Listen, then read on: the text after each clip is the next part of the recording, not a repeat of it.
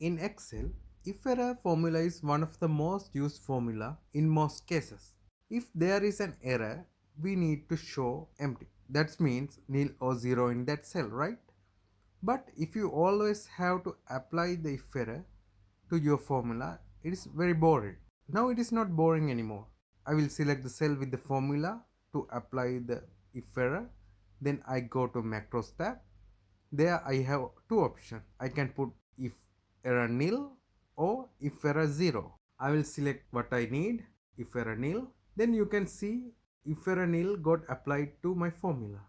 It is very easy as that. Not only that, if you need, you can use shortcut to apply if error. You can press Ctrl Shift E for error to apply the if error.